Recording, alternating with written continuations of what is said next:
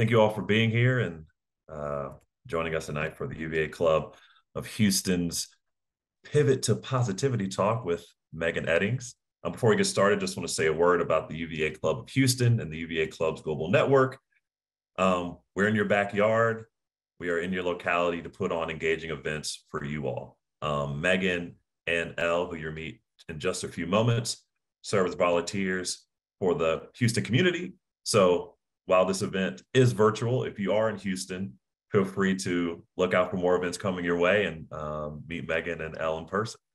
But again, Office of Engagement puts on these events all over the world. Again, to just continue to bring UVA to where you are. So thank you for joining us. I will now turn it over to Dr. Elle Lawson to introduce Megan, our speaker tonight. Elle? Hi, everyone. I am so honored to be able to introduce Megan Eddings to you. She is a dear friend of mine. We met through this incredible alumni association, this UVA Club of Houston, and I could not be more proud of what she's done with her career and the ability that she has to just bring positivity into every conversation that we ever have. So that you know, Megan, like many of us or all of us, went to the University of Virginia. She got her Bachelor of Science in Chemistry with a specialization in biochemistry. And I have heard rumors that she was on the University Dance Club. In case any of you were as well, you just let us know in the comments. Her career since then has taken a really dramatically exciting turn. After winning $10,000 in a Liftoff Houston business competition, Megan Eddings turned her own company, Accel Lifestyle, into a multi-million-dollar company in just 12 months. She left a successful medical equipment sales career to tackle a common household issue, stinky laundry. And being so frustrated with the stinky laundry in her own house from her husband, she solved one of humanity's greatest problems, body odor, by creating an incredible product, a type of fabric called Prema that you can look up. You could go to her LinkedIn, follow this woman. She's fantastic. But Prema fabric actually has, I am not a chemist, I was art history major, but it has the ability to stop bacteria from growing. Now, this was incredible because not only did she create workout clothes that kept marriages strong and together, but she also led a technical innovation in the industry of healthcare. She created medical gowns that are reusable, that do not maintain odor. And during the pandemic, she served our nation as one of the main manufacturers of face masks, particularly face masks that did not transmit bacteria.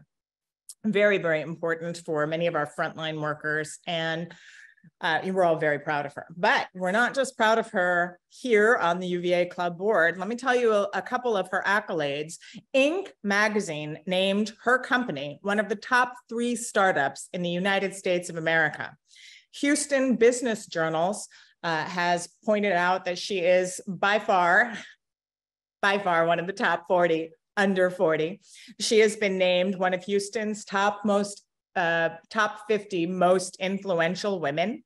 And in fact, for those of you who do live here, Mayor Turner, our Turner, proclaimed May 24th, mark your calendars, as Megan Eddings Day for her extraordinary philanthropy to our city. I don't know anybody else that exemplifies the combination of academic excellence with community leadership and scientific innovation, quite like Megan. And her ability to infuse positivity into everything she does makes her an absolute pleasure of a human being to be friends with. And I have met personally her husband, and he concurs that she is a fantastic person. He's a wonderful Kyle Eddings. And I would like you to know she's even rescued 2 amazing dogs, Betty and Rupert, that I can personally attest are very well behaved, well-mannered. Young creatures. So that I won't take up any more of her precious time. I could go on and spend the entire time telling you how great Megan is, but I know that you'll fall in love with her just like I have. Here she is. Oh, thank you, Elle. Thank you. And I'm laughing that you said the dogs are well behaved. We got our second one about a month ago. he was well behaved, but now he's outside, the other dog's inside, because now they're like best friends and frolicking everywhere. So thank you so much, Elle, for the incredible introduction. Thank you, Joshua, UVA, the whole local alumni association, as well as just global UVA. Y'all have given me so much when I went to college there, but just being part of the journey and the crew about 20 years later is, just every day is just, magical. And meeting Elle and Josh through the UVA board only a year ago, it's been fantastic. And thank you also to everyone who signed on, because here's the deal. I officially launched my professional speaking career about a month ago on social media. And this is my first under my professional speaking career chat. So I'm like, well, it's free. It's UVA. I'm going to let everyone in my network know. So I'm like, anyone and everyone can sign up. So a lot of people on the call, did not go to UVA, but I'm just really grateful that you all would take time out of your day or your evening to hear me talk. Here's the scoop. When I was figuring out what my shtick was going to be for my talks, I really had a tough time coming up with something, just one thing. And it dawned on me, like it usually does, like washing the dishes, taking a shower, brushing my teeth, the word positive. That is one word that I have heard since the beginning of time about me and just being positive. And people want to know, how are you always so positive? And I always say, well, I'm not always positive. I am human. I daily slash about 10 pairs of tires in my head, but I don't put that on social media so no one knows. However, but I am really positive, and the reason is because I've chosen to take my experiences throughout my life, the wonderful ones, the not so wonderful ones, and I choose to take positivity and learning lessons from those. And so my talk over the next, let's say 35, 40 minutes is going to be about some of my specific experiences and how they've shaped my life and helped me be a more positive person. So please ask questions in the chat. I'll be done talking about 7:40, so about 30 minutes. We'll do Q&A for a little bit, and then we'll wrap by my 8 o'clock Central Time sharp. I'm very particular on timing. So here's the scoop. As you all heard, and you'll hear it in the accent if you haven't already, I hail from the great state of Rhode Island. And I went to school at UVA. I knew I wanted to go to a really good school, be far from home, but not too far from home. So I chose UVA and majored in chemistry. I knew since 10th grade chemistry. And I didn't know what I was going to do, but I'm like, chemistry's it. I'll figure it out. So I joined, I go to UVA, and I ended up meeting my first week of first year, which a lot of students are starting right now, Catherine Baxter. She was in my dorm on the same floor as me, and we just became inseparable. I still don't have any sisters. I didn't have any then. I don't have any now, but she became a sister that I never had. And she's from Fairfax, Virginia. I actually saw someone on the call typed in from Fairfax.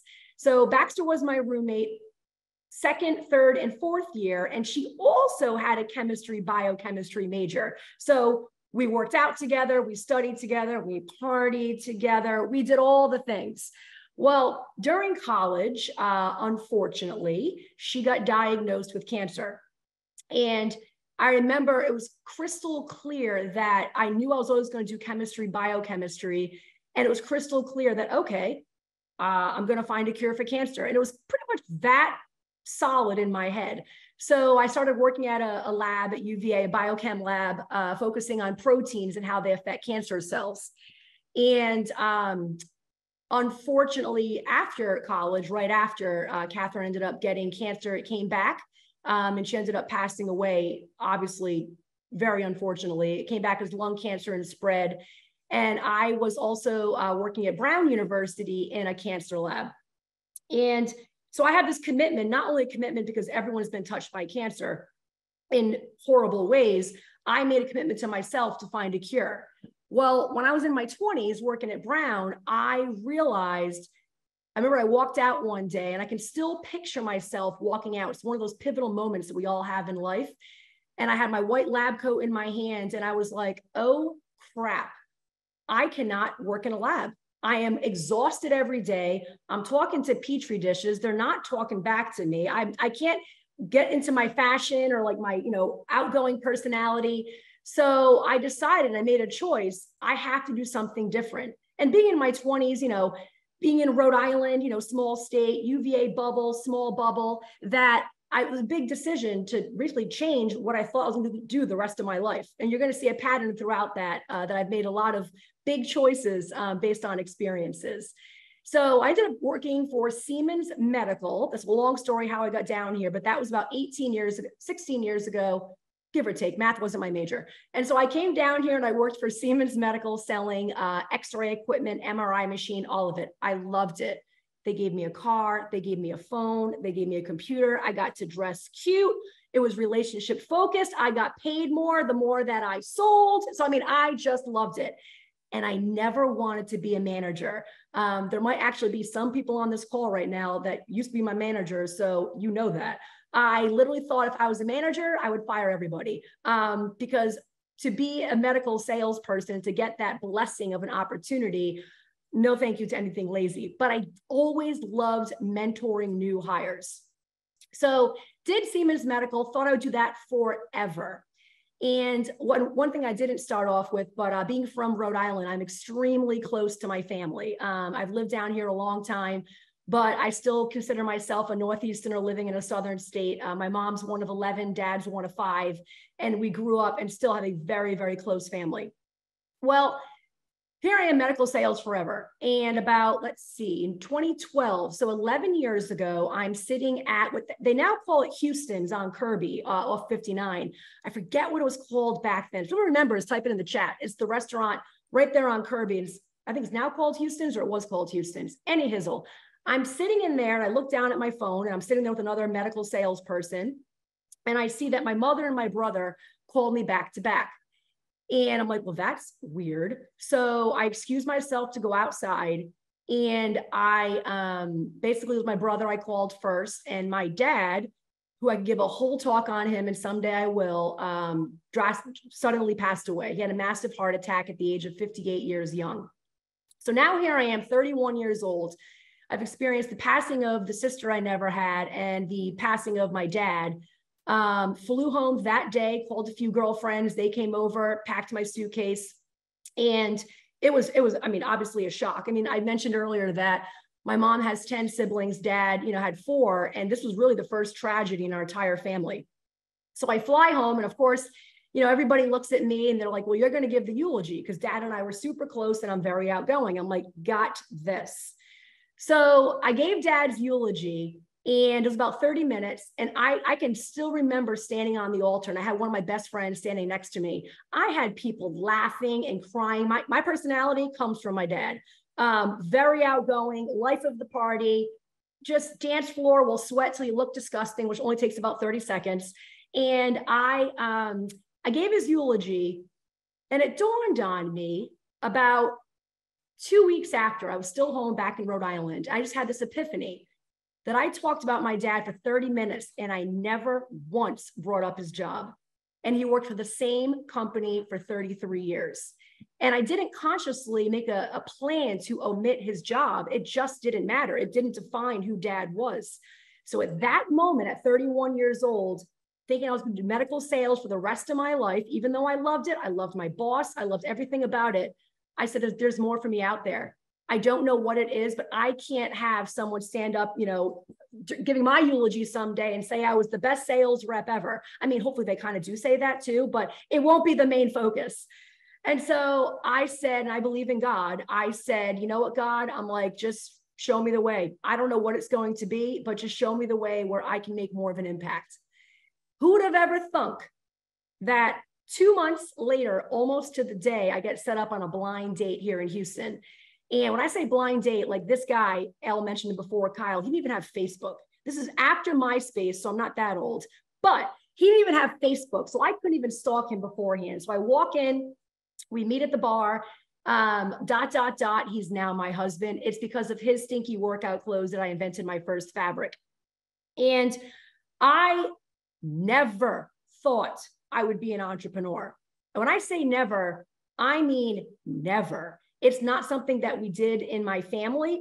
People don't own their own companies. It's just not something that was ever talked about.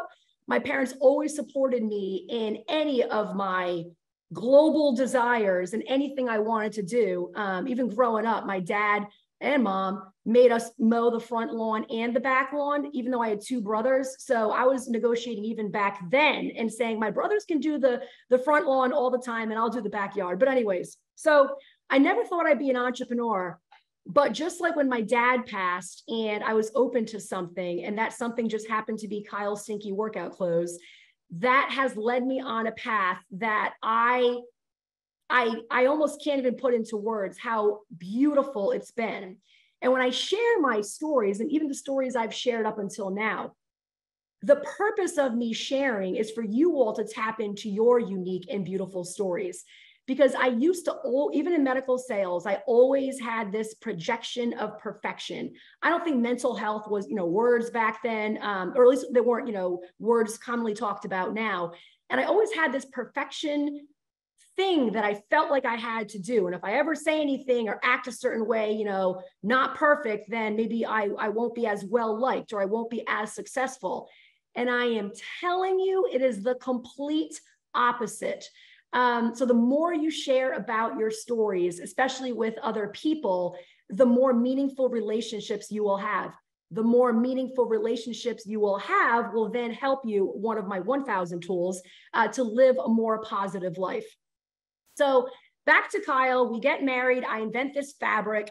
I think it's going to just be, I remember someone said to me, we launched in 2019, and someone said, well, Meg, how big do you want to get?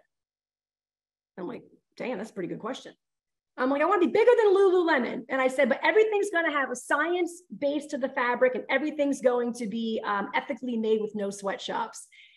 And no one ever really laughed, because they knew me. And I'm like, I always had that personality. If you want to do something, you go for it. And then the team you'll just find the team along the way. It's all part of a journey that we all individually have, even through the ups and the downs. So I invented the fabric. We launched in August 2019. I was still like, we're going to crush Lululemon, or maybe they'll buy me someday, whatever. Then the pandemic happens. And it was the first week the pandemic happened. And I had this consultant out in Jersey, and her sister was a nurse in New York. And we all know that New York was hit hard and strong and right in the beginning with COVID. And so my consultant was obviously devastated. And she said to me, the first week that Houston shut down, first week, she said, Meg, you have all that fabric because my company is all 100% sourced and made in the States. You have all that fabric. Why don't you turn to face masks? And I was like, oh my gosh, I worked in hospitals for 14 years. I have thousands of yards of my fabric here in Houston. The other thousands of yards in California. Why not? And that just took off. And I know some people are on the call right now that were part of my team that I pretty much had to put together overnight.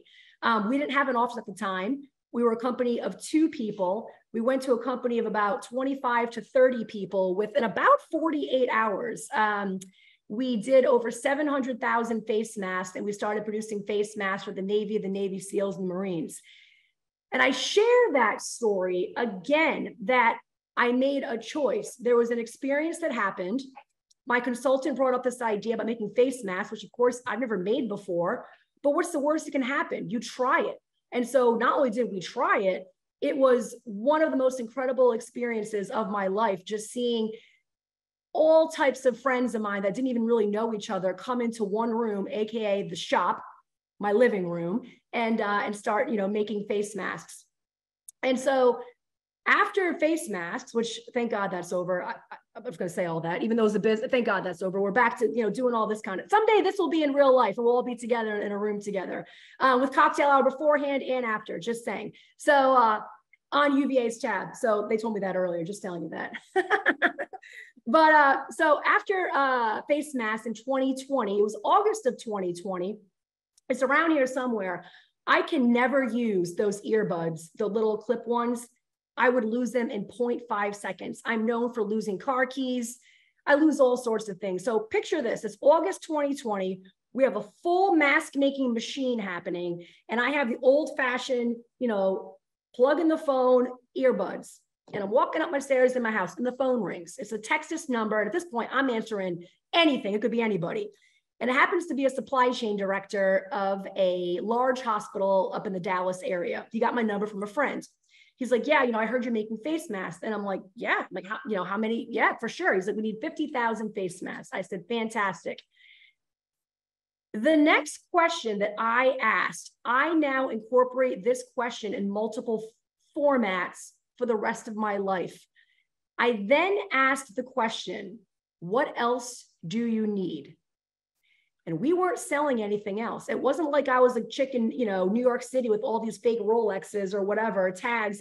We were only doing face masks, but something made me ask, what else do you need? And he said, actually, we need reusable medical isolation gowns, where we're using about 12 to 15,000 single-use plastic gowns per day, and we're running out of them, and they're all sourced from Asia. So my team and I said, what the hell, let's go for it. And so we took about, it wasn't that, we said, let's go for it. And then of course, like anything in life, it took more time than we thought, but it didn't matter because it was great as a team to come together. And it's all about listening and being open with, vision, sight, hearing, taste, smell, to all these signs that are around us. Some people call them the universe. Some people say it's the stars. I call it God. But there are signs every single day in our life that are telling us what path we should go on. And we all have that feeling. If you go against that path, you get that pit in your stomach.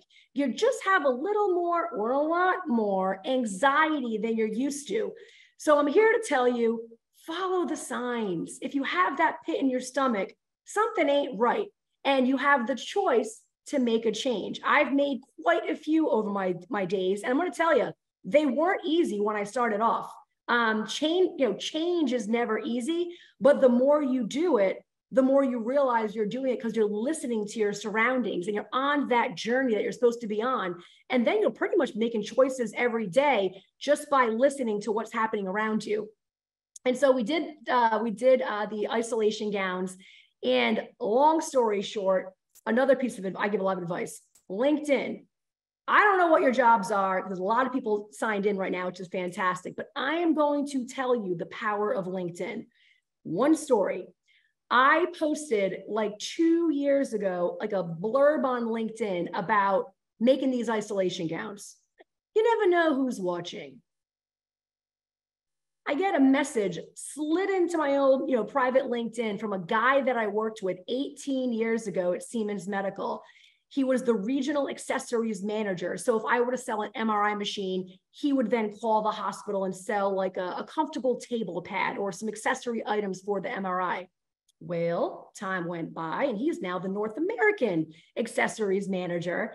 And he said that Siemens wanted to be a full solutions provider to the company or to their customers, So could they start carrying and selling these isolation gowns that I'm talking about?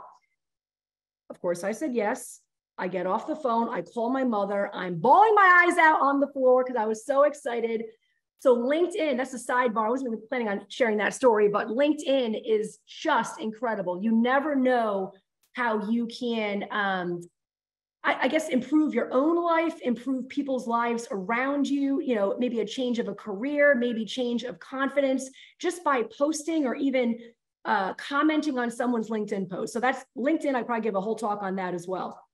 But so I did the isolation gowns, and then I had a call, let me see, it was last November. I've always loved public speaking. If somebody asked me to share my story, I share it. But it was never this honest. I never talked about, tragic deaths and how I chose to, remain positive. And now let's back it up. When my dad passed away, I was not positive. I actually came back here to Houston and I was a wreck. And none of my family lived here. I wasn't with Kyle yet. And it was extremely challenging. So for those of you who are going through really challenging things, it's okay to be upset. It's okay to ask for help. It's, you don't have to go through it alone. And so when I share that, I realized that, we have something in common if you're going through something challenging, because it was horrible. I mean, there were some scary days. I'll put it to you that way. And so the positivity comes from just knowing that there's so much beauty in this world. And I get it by sharing my story to let you all know that you're not alone in any struggles that you're going through. And the last time I ever saw my dad was in December of 2011. I was home for Christmas. And I still don't know why my mom did not bring me to the airport with dad. She's on the call right now. I have to talk to her later about it, but my dad was the only one that dropped me off. I don't remember why mom wasn't there. Mom, I'm calling you out right now. I know that. And my dad dropped me off, and we go to the back of the vehicle. He takes my luggage out of the car, and I'm flying back to Texas. And he gives me a big hug, and we say, I love you. And for some strange reason, he says to me, Megan, remember, you're not alone. Last words he ever spoke to me. So I believe that my journey, my purpose here on earth is to make other people feel not alone. Dad didn't know he was going to die. Nobody knew, but the fact that, and my dad was not like a mushy person. He didn't talk like that. So the fact that he said that, that is what also fuels me. And the fact that you all even, came on here tonight to give of your time is that, you're not alone. And we can choose the most positive things or the best learning lessons from any of our experiences in life. And so I've always been talking. And so last November, a gal on my team, Amanda, said, Meg, she's like, you just love public speaking. I'm like, I know I do. I feel like the message comes through me, not from me. So she's like, Meg, I know this lady who owns a speakers bureau out in California, and speakers bureau, I didn't know what they were, but they're basically businesses that have speakers, on their roster, and then companies can hire speakers so they know they're vetted. So it's like a professional thing. That was last November. And I got off that, 30-minute phone call, and the lady said, why do you want to be a speaker? Whatever I said, I blacked out. I spoke from the heart, and she stopped me like 10 seconds in and said, you were born to be a speaker. She said, here's what you need. You need a website. You need a topic for your talk, and you need a 3-minute sizzle reel, a video of, kind of what you're going to talk about. I said, great, fantastic. That was November. Now, if there's one thing you probably learned about my personality is that I don't half-ass anything. So one would think that the day after the call, I would have researched how to do a sizzle reel, whatever. I have videographer friends. No, it took me 6 months to make my first move on becoming a professional speaker. And why is that? Because I thought that if I was to launch a professional speaking career, this is going to sound stupid, but it's the negative stuff we all tell ourselves, is that people would look at me as less than. I'm not inventing something. I'm not starting a business. I'm not getting an award for charity or whatever. I'm just literally going up there and sharing my story on stage. And I thought that I'd be perceived as not baller status. And funny enough, I chose, and trust me, you can see by just the shedding of the tears, that it was a very difficult choice for me to get over that hump, to be like, well, I don't think people will think that way. And when I actually made the official announcement, it was the complete opposite. People are excited to hear me share, and I've, hopefully inspired other people to share their story. But I just want to tell that, actually, I've not actually told that story publicly at all, but I really had a tough time becoming a public speaker. And now that this is my first official, talk, I want to be slaying stages all around the world. And I want people to know they're not alone. And the positivity part is from every experience we have. I recently met with Elle and her boss, who's also one of her dear friends. And I told him probably 10% of what I just told you all. And he trains TEDx talkers. Is a TEDx talker a thing? It should be a TEDx talker. That's not, talker, TAWKER. I don't know what I just said, but that was Rhode Island. Anyway, he said to me, he's like, Megan, you said you're talking about positivity. I like that. He's like, but that's kind of a generic word. He's like, you need something, you need like a thing, like a shtick. I don't think he said shtick, but that's what I'm saying. He said, you keep talking about these experiences you've had in your life. And then you talk about, and you're honest with how they made you feel, but then you talk about these choices that you made that were mostly challenging because of these experiences. And that then leads to your positivity, which is your reality. So E plus C, your experiences, plus the choices you make on how you want to perceive, what you want to glean from those experiences, equal your reality. And I ask you to look into your, I mean, I'm sure everyone on here has experiences that they went through this morning, they're going through last week, they're going through 10 years ago, something in the past that you're still carrying around that's painful. I promise you, there is something positive you can take from those experiences. And maybe it's you sharing those challenging, parts with other people, making them feel like they're not alone. So that is my short talk for about my story, but I want to close with something. I don't know if I lived under a rock for 42 years, but someone told me this. And about 4 months ago, and I called my mother. I called my mother-in-law. I told my husband, I'm going to close with a Chinese parable. And this, my friends, I think about every single day when something challenging happens. When I say challenging, I mean someone's being an idiot over email. Someone, you want to slash a tire, whatever it is, your kids being cranky, your dogs are fighting, whatever it is, this is what I think about.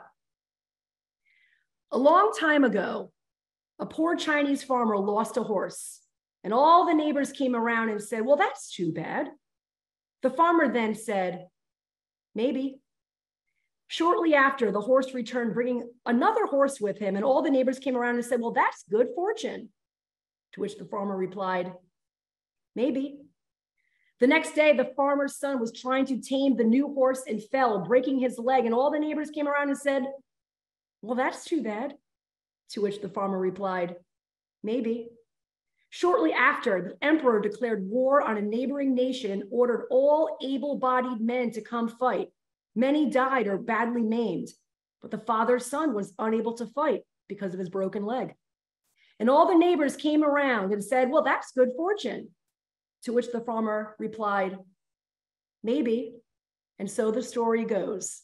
So when anything challenging happens in your life, know that there is something amazing that is going to happen shortly thereafter. And you're only going to be down for a short time if you choose to. So I want to thank every single one of you for joining the call. I mean, I wish I could give you all a hug. I'm a big old hugger. And so thank you so much for joining. We're now going to open up for question and answers.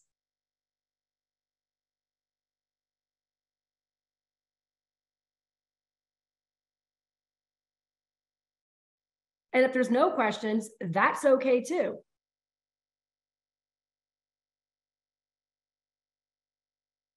I'll ask questions. Go ahead.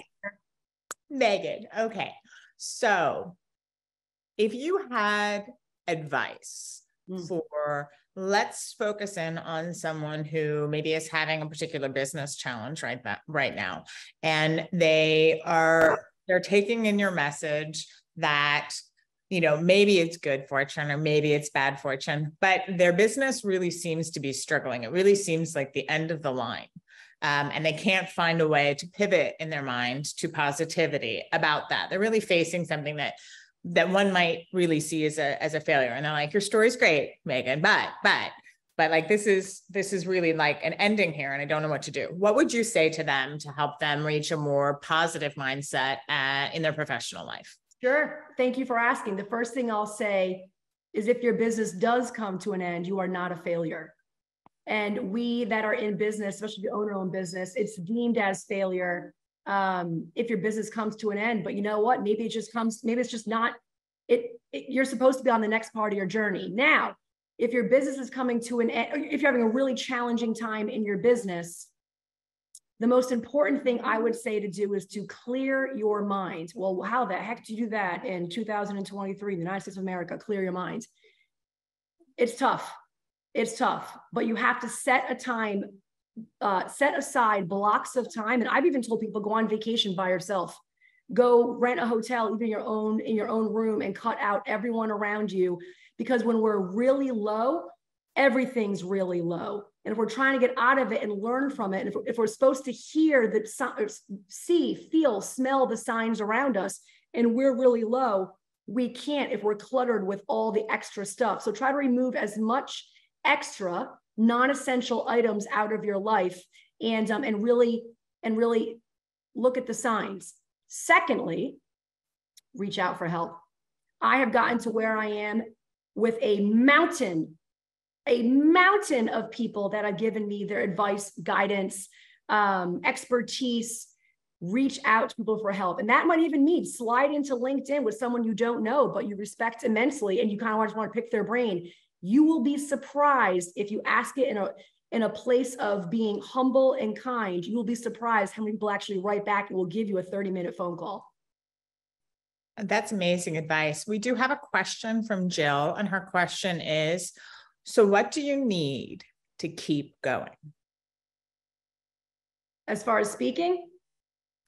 That is a great question, but I cannot further define. So to keep going. Well,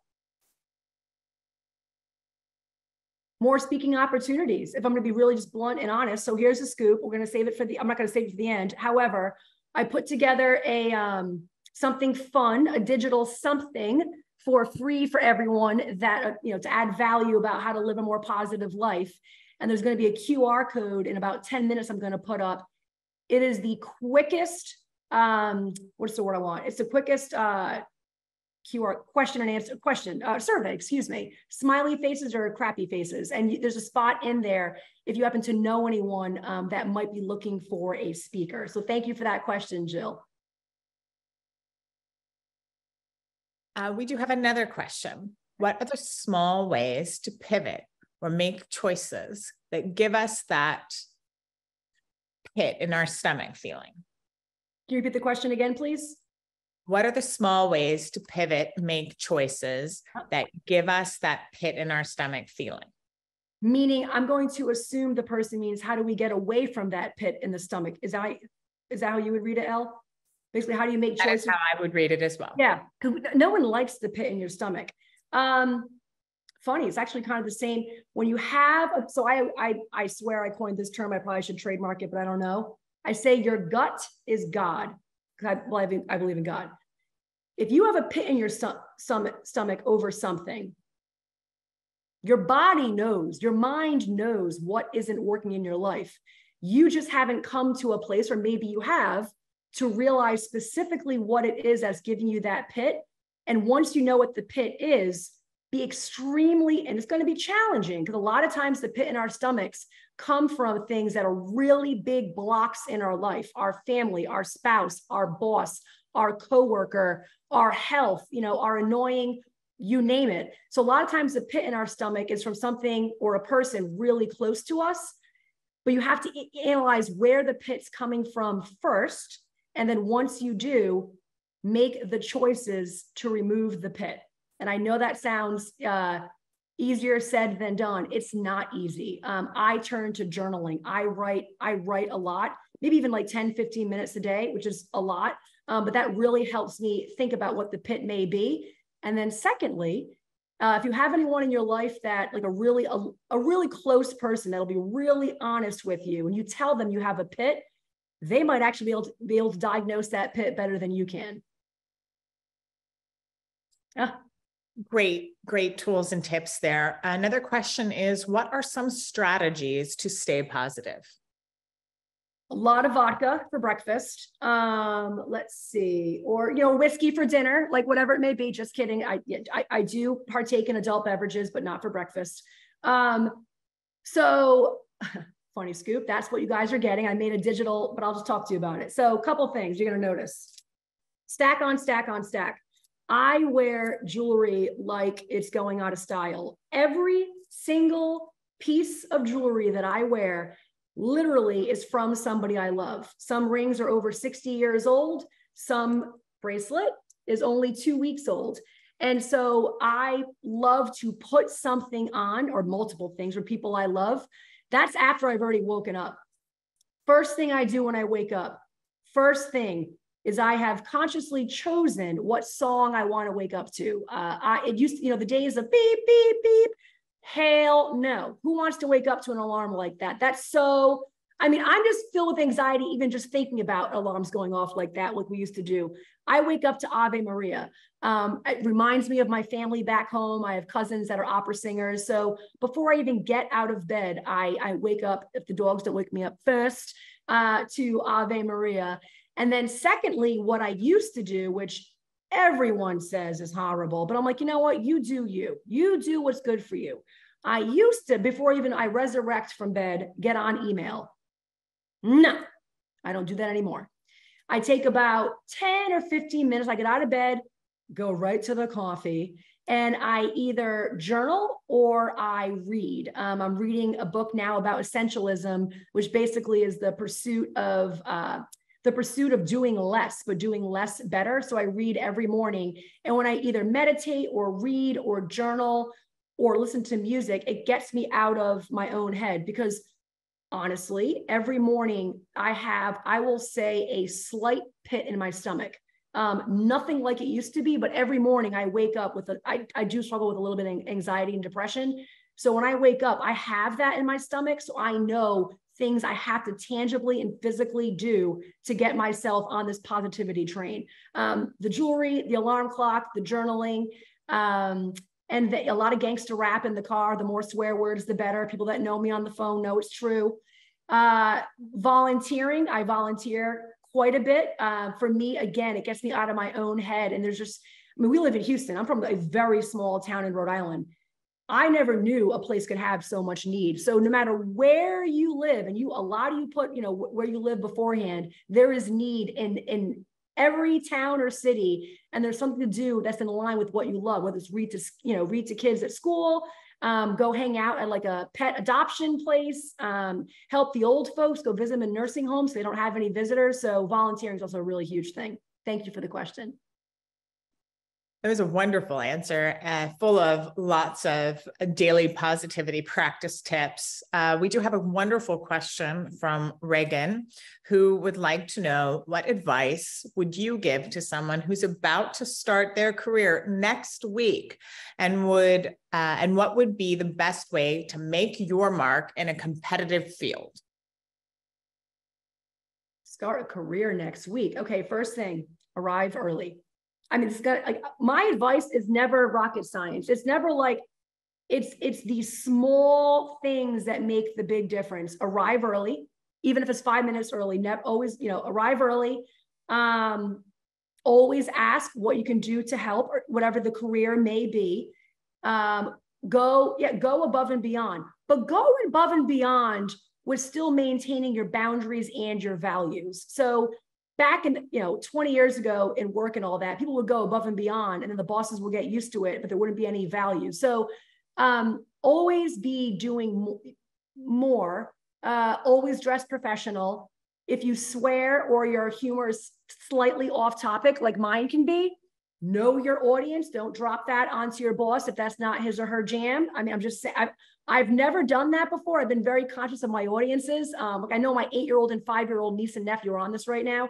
I kept the swearing to a minimum. And then, another piece of advice, the handwritten note.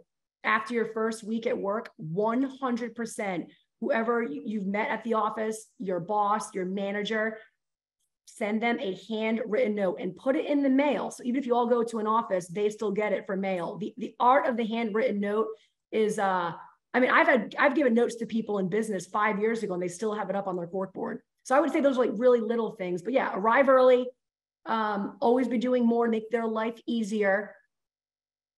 Speak up. Speak up. If you have an idea, tell them. Don't ever feel that just because you're new, that your idea doesn't matter. And if you feel that it doesn't matter, find a new job.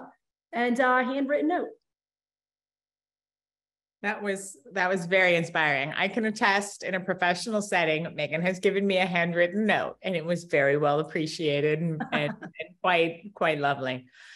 Do we have any other questions? I don't see any waiting in my queue, so I'll give everyone who might be thinking of them just a moment to type them in. Oh, I just opened the chat too. Oh, thank you everyone for your messages. Yes, thank you. Thank you for being involved as much as you can with our UVA Club of Houston program tonight and peppering the incredible Megan Eddings with as many questions as you can possibly ask. Thank you. I guess to be mindful of time, it is like a meeting, like, oh, we have an hour meeting and we give you 5 minutes of your life back. I'm going to throw up a QR code. Now, technology is not my jam. So we practiced early and it worked. So just give me a go who's, whoop, whoop, Emily. I'm going to throw up a QR code. You have one more question, Megan. Oh, we do. Okay. Lay it on me, sister. You might answer this before you go to the QR code. Yeah. I'm sure we appreciate it. So can you talk about people you surround yourself with? Who should I keep around? My short answer is you already know who you should be keeping around, who you should not be keeping around. The longer answer is it's not easy to get rid of those people. I talk about a sphere of influence, and we only have, I'm very visual. So we have a sphere of influence, people that we allow to infiltrate into our sphere, whether it's people we don't know that we follow on social media, whether it's, your mom, your brother, a friend from 30 years ago that was a great friend back then, but might be kind of toxic today. So I have made the choice years ago when I became an entrepreneur. I love to work, but it was very stressful. Everything I did was something new. I didn't know what an LLC was. I didn't know how to make a website. So I knew the only way that I could actually put one foot in front of the other and actually succeed is if I only surrounded myself with positive people. Now, you can still have positive people that are going to challenge you and tell you, something that they suggest that you should do differently or try differently. But it's not easy to gently dismiss those people that aren't positive in your life. But here's what I've found if I have my glasses on, this is always a good one. Here's what I found at my ripe old age of 42. If you gently, or just have an honest conversation, remove those people from your sphere of influence, they'll find other people to complain to. So you're doing yourself a service by gently removing those people from your sphere. And the funny thing is, when you remove those negative people, I'm just assuming they're negative, you then have opening for your space and more wonderful people to come into your sphere. Because no matter what, this is a concrete item, this sphere. And if you get rid of the negative people, you now have openings for wonderful people that can help you help you achieve your full potential. Fantastic, Megan. Thank you so much. That's the end of our Q&A section. All right. Well, thank you, everyone. Here's the scoop. I'm going to throw up a QR code again. And at the end, it'll take, I think, 60 seconds. And at the end, you'll get a free digital document that I put together about tangible steps you can take literally every day to help you on a more positive journey. I just want to say thank you, everyone, so much for joining. And this has been a blast. And I'll be forever appreciative to you, for UVA, for giving me the space to share my story, for Elle for the introduction, for Josh and the whole team. Just want to say a wonderful thank you, Megan, on behalf of everyone in the UVA Club of Houston, all of our board members, all of our members. Thank you so much for volunteering your time to share your message of positivity with all of us. And I just wanted to extend the biggest Wahoo welcome to all of you out there who aren't here in Houston. I hope you get involved with your local UVA Club events. UVA clubs really are as positive and powerful in your life as you want them to be. And when you come together in a group, you never know what kind of friendships you're going to make. Like, I've met this amazing, beautiful, wonderful Megan, and she inspires me all the time, personally and professionally. And I know that that's out there in your cities. And if you're in Houston, please, please, please come to our other events. Give us ideas for events. We want to serve you.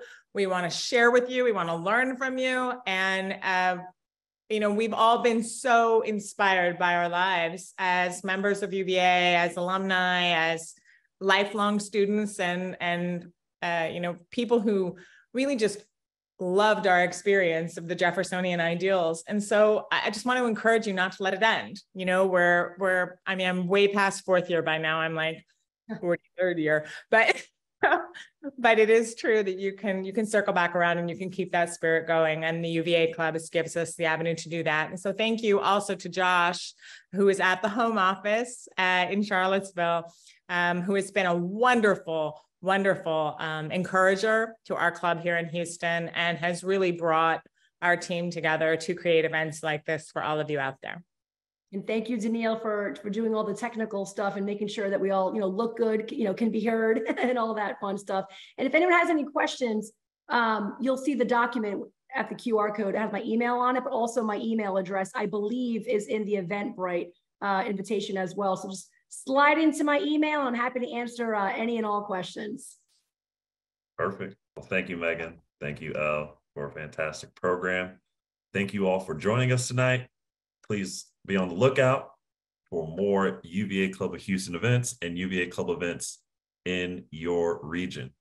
If you do not know where UVA Club is, please go to engagement.virginia.edu to explore. There's a tons of good programming and opportunities like this one and many more to not only engage, but to potentially get involved. So on behalf of the University of Virginia, Office of Engagement, UVA Club of Houston, thank you all and have a great night.